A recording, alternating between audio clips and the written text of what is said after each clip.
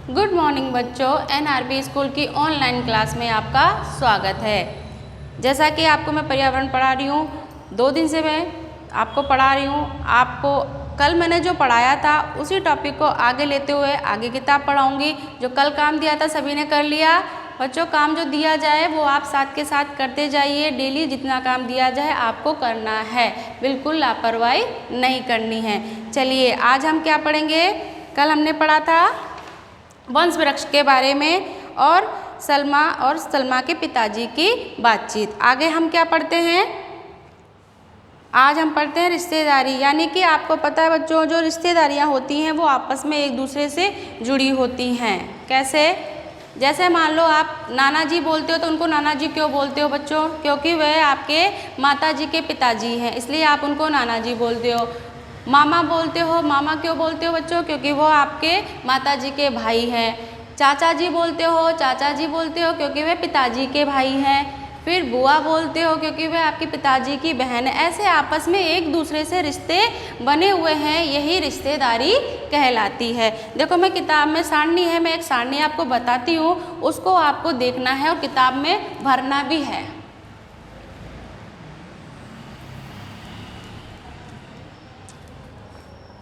अपनी कॉपी में सारणी बनाकर लिखिए कि आप अपने रिश्तेदारों से यहाँ कब कब जाते हैं, जैसे आवश्यक कार्य होने पर, त्योहार पर या कभी नहीं। यानी कि अपने रिश्तेदारों के यहाँ आप कब कब जाते हैं, क्या काम होता है तब जाते हैं। अब आप ये बात तो जानते हैं बच्चों कि या तो कोई त्योहार होता है तब हम जाते हैं अपने रिश्तेदारों के यहाँ, शादी होती है तब जाते हैं हम अपने रिश्तेदारों के यहाँ, या फिर कोई भी शुभ कार्य होता है या ऐसे ही मिलने भी जाते हैं। क्यों? क्योंकि हम आपस में एक दूसरे के रिश्तेदार हैं। तो इसमें सारणी में आपसे पूछा गया है कि रिश्तेदारी यानी नाना नानी, दादा दादी, चाचा चाची, बुआ जी, फूफा जी, मौसी जी और मौसा जी, क्या आप इनके साथ रहते हैं? कब कब जाते हैं? यानी आप इनके साथ रहते हैं या नहीं रहते हैं तो इनके यहाँ कब कब जाते हैं। ये सारणी आपकी यहाँ पर बनी हुई है। इसमें आपको बच्चों कॉपी में सिर्फ इतना लिखना है कि कौन कौन बच्चे अपने इन रिश्तेदारों के यहाँ रहते हैं। अगर नहीं रहते हैं तो आपको नहीं लिखना है, और अगर आप कभी मिलने जाते हैं तो उनसे मिलने कब कब जाते हैं। फिर आगे देखिए किताब में, अभी मैं किताब ही पढ़ाऊँगी बच्चों। आगे देखो, गोद लेना टॉपिक है अपना। गोद लेना, गोद लेना किसे कहते हैं या कोई किसी बच्चे को गोद क्यों लेता है? एक बार, मैं पढ़ रही हूँ, सुनो। एक बार बरसात के दिनों में संजना एवं सलमा विद्यालय से पिकनिक मनाने दूर बगीचे में गए। विद्यालय से यानी अपने स्कूल से पिकनिक मनाने गए। बगीचे में अन्य साथियों के साथ खेल कूद व खाने पीने का आनंद लिया। बगीचे में बैठकर खाना खाते हुए कक्षा के ही मोहन ने योगी से पूछा, यानी कक्षा में 2 छात्र थे, क्या नाम है उनका? एक का मोहन, तो मोहन ने पूछा योगी से, मोहन ने योगी से पूछा, तुम अपने साथ किसको लेकर आए हो? योगी, यह मेरी छोटी बहन है। मोहन, यह पहले तो कभी तुम्हारे साथ नहीं दिखाई दी, अचानक कहाँ से आ गई?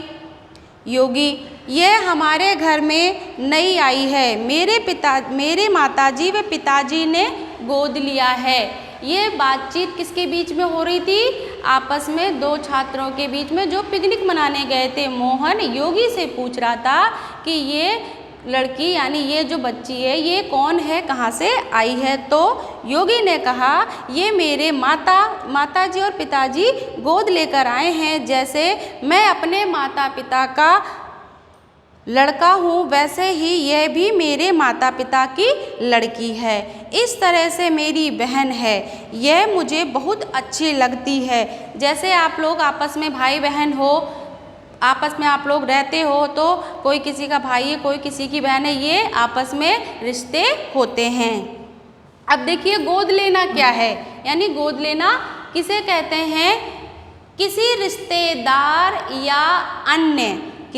रिश्तेदार या अन्य के बच्चे को, अन्य यानी दूसरे किसी से, अन्य के बच्चे को कानूनी संरक्षण प्रदान करना गोद लेना कहलाता है। किसे कहते हैं गोद लेना?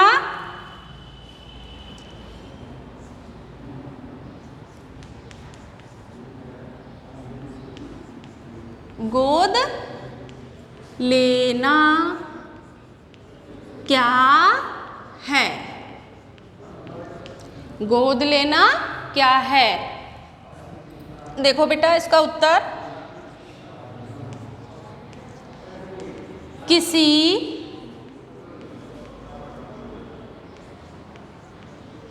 रिश्तेदार या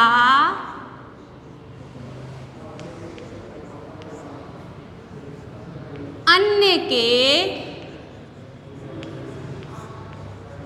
बच्चे को, अन्य के बच्चे को कानूनी संरक्षण प्रदान करना गोद लेना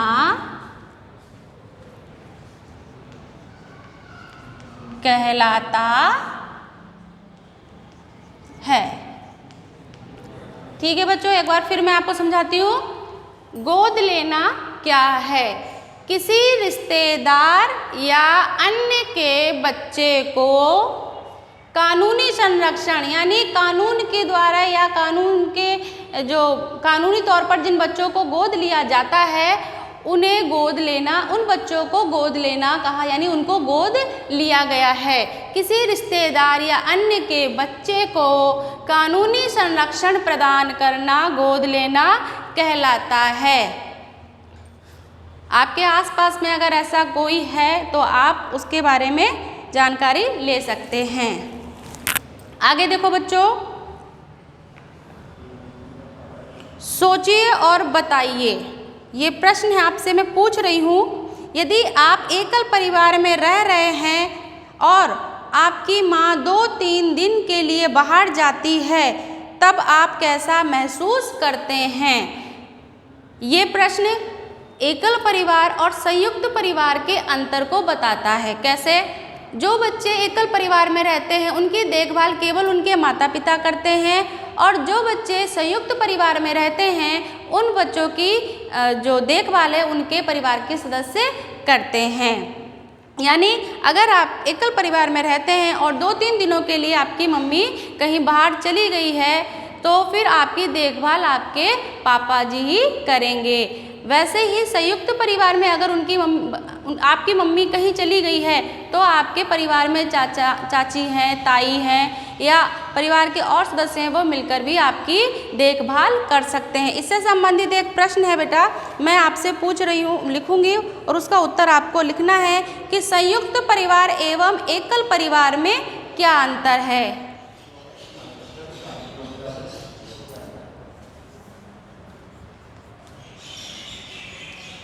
संयुक्त परिवार एवं एकल परिवार में क्या अंतर है? आपको इसका उत्तर लिखना है कि एकल परिवार और संयुक्त परिवार में क्या अंतर है। मैं आपको बता देती हूँ एकल परिवार और संयुक्त परिवार में क्या अंतर होता है। एकल परिवार के बच्चों का लालन पालन केवल उनके माता पिता करते हैं, जबकि संयुक्त परिवार के बच्चों का लालन पालन उनके परिवार के सदस्य मिलकर करते हैं। हाँ बच्चों, आपको मैंने बोर्ड पर प्रश्न लिखा है, संयुक्त परिवार एवं एकल परिवार में क्या अंतर है। ये प्रश्न आपको कॉपी में बच्चों बहुत आराम से और बहुत अच्छे से लिखना है।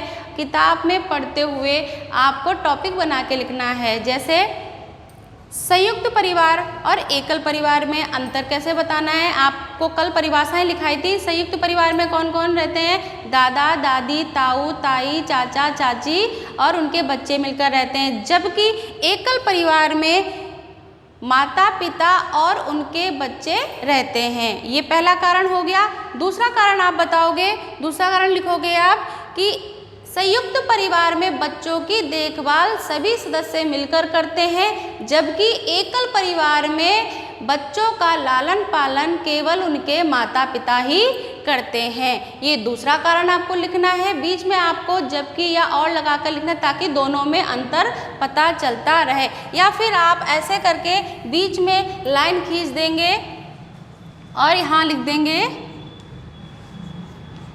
संयुक्त परिवार और इधर लिखोगे एकल परिवार। ऐसे करके अगर आप लिखोगे तो दोनों में अंतर अपने आप अलग अलग आएगा और आपको लिखने में आसानी रहेगी। पहला कारण मैं आपको लिखती हूँ, संयुक्त, हाँ बच्चों देखो इसको सारणी में ऐसे बनाना है जैसा मैंने बोर्ड पे बना रखा है। एक बार मैं आपको समझा देती हूँ।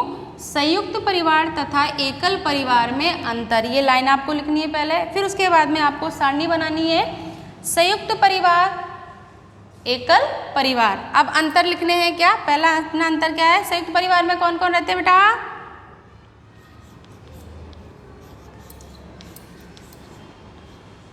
संयुक्त परिवार में दादा दादी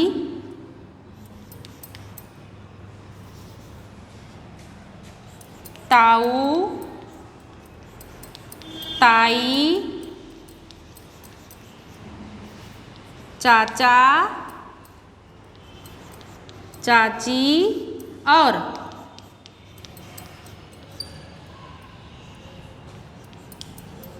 उनके बच्चे साथ रहते हैं। ये तो आपका कौन सा परिवार हो गया बेटा, संयुक्त परिवार। इसका एकल परिवार में अंतर बताना है तो क्या होगा इसका अंतर, एकल परिवार में माता पिता और केवल उनके बच्चे रहते हैं। ये अपना एक अंतर हो गया है। संयुक्त परिवार में दादा दादी ताऊ ताई चाचा चाची और उनके बच्चे साथ रहते हैं। ये संयुक्त परिवार, एकल परिवार में माता पिता और केवल उनके बच्चे साथ रहते हैं। दूसरा अंतर, संयुक्त परिवार कैसा होता है बच्चों, संयुक्त परिवार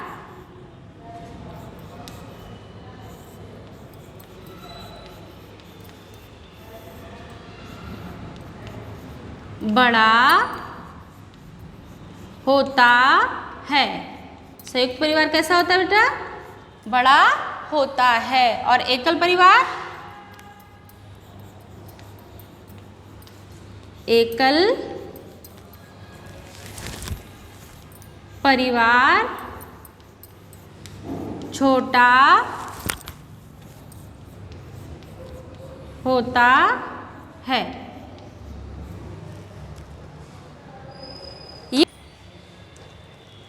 हाँ देखो बच्चों, मैंने ये दो प्रश्न आपको यहाँ पर अभी बोर्ड पे लिख के उत्तर सहित दिखाए हैं। आपको ये कॉपी में उतारना है। एक बार मैं फिर आपको बता दूं, गोद लेना क्या है। गोद लेना किसी रिश्तेदार या अन्य के बच्चे को कानूनी संरक्षण प्रदान करना गोद लेना कहलाता है। गोद किसे लिया जाता है और क्यों लिया जाता है ये मैं आपको बता देती हूँ। गोद क्यों लेते हैं, मानो जैसे किसी के बच्चा अगर नहीं है तो वो माता पिता किसी का बच्चा गोद ले लेते हैं, जैसे मौसी का ले लिया, चाचा का ले लिया या मामा का, या फिर किसी बाहरी सदस्य का या कोई बाहर का होता उसका भी कानूनी तौर पर लेते हैं, उसे गोद लेना कहते हैं। फिर दूसरा प्रश्न है अपना संयुक्त परिवार और एकल परिवार में अंतर। ये मैंने आपको लिख के बता दिया है, आपको कॉपी में लिखना है। ऐसा का ऐसा ही कॉपी में आपको CW भी यही है आपका, और ऐसे ही प्रश्न आपको एक बार फिर करने हैं। प्रश्न नंबर 3 मैं आपको अभी बोर्ड पर सारणी जो है बता देती हूँ बना के, वह आपको कॉपी में बनानी है और घर पर करनी है।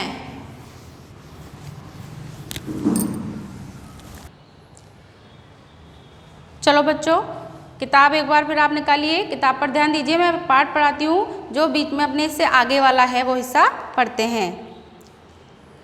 कौन किसके जैसा, कौन किसके जैसा, उंगली रखो। संजना और उसकी बहन पिंकी अपनी माँ के साथ मामा की शादी में गई। वहाँ उसकी मौसी जी आई। उसकी गोद में एक छोटी सी बच्ची थी, यानी उसकी बिटिया।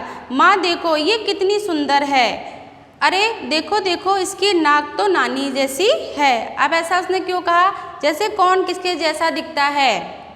आपको पता है जब आप कहीं किसी के यहाँ जाते हो तो कोई बोलता है अरे इसके तो बिल्कुल ये मम्मी जैसी है, ये तो अपने बिल्कुल पापा जैसा है। तो ये चीज़ हमारे लक्षण वंशानुगत होते हैं, इसलिए एक दूसरे में आते हैं, यही एक दूसरे की पहचान बनते हैं। इसलिए हम कहते हैं कि कौन किसके जैसा दिखता है।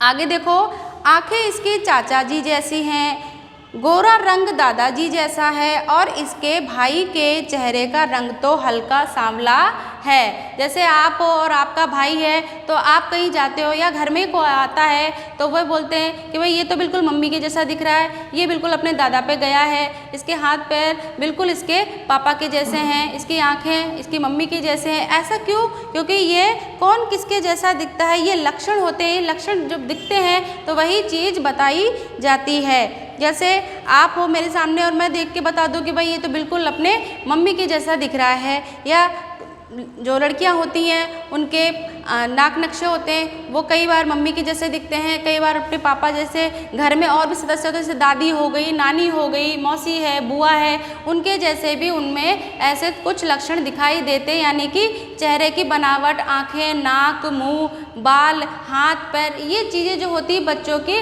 परिवार के सदस्यों में से ही लक्षण से आती है। अब ऐसा क्यों होता है?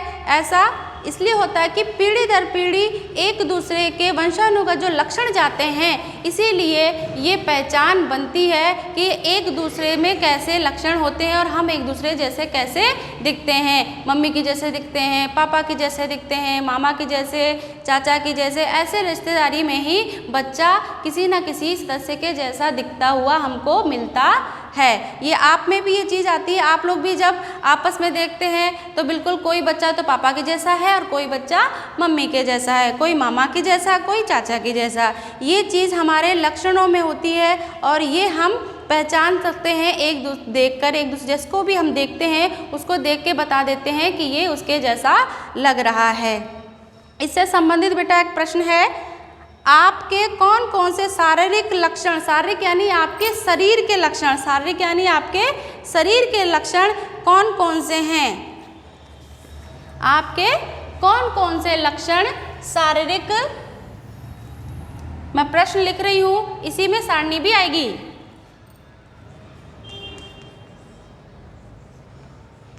आपके, हाँ बच्चों, जैसा कि मैंने आपको समझा दिया है कौन किसके जैसा दिखता है, ये चीज़ मैंने आपको पढ़ के भी बता दी है। किताब आप एक बार फिर पढ़ेंगे घर पर बैठ के तो आपको अच्छे से समझ में आएगा।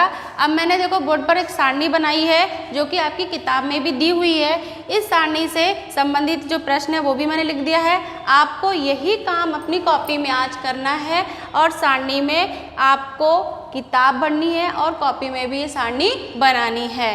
प्रश्न है, आपके कौन कौन से शारीरिक लक्षण यानी आपके शरीर पे जैसे आँख, नाक, कान, बाल, चेहरा, जो भी चीज़ें वो किसके किसके जैसी दिखती है, यानी आपके कौन कौन से शारीरिक शारीरिक लक्षण परिवार के सदस्य से मिलते हैं, अपनी कॉपी में लिखिए। यानी कॉपी में ही सारणी बनानी है। लक्षण यानी कौन कौन से लक्षण आपके किसके जैसे हैं, चेहरा किसके जैसा है, माता जी माताजी जैसा, पिताजी जैसा, दादाजी जैसा या मामा जी जैसा, जो भी सदस्य आपके परिवार के, ये आप मम्मी पापा से भी पूछ सकते हो या घर में आपस में भाई बहन बात करके भी पूछ सकते हो। आपकी आंखें किसकी जैसी हैं, मम्मी पापा दादी बुआ किसके जैसी, वो आप लिखोगे। नाक किसके जैसी है, बाल किसके जैसे हैं, कान किसके जैसे हैं और आपका रंग यानी आप गोरे हो सांवले हो, ये सभी बातें आपको यहाँ पर लिखनी हैं। ये सारणी आपको कॉपी में बनानी है, यही आज का आपका काम है। और जो मैंने आपको पहले प्रश्न दिए हैं वो भी आपको कॉपी में करने हैं, साथ के साथ याद भी करना है। ठीक है बच्चों, आज के लिए इतना ही, फिर आगे पढ़ेंगे।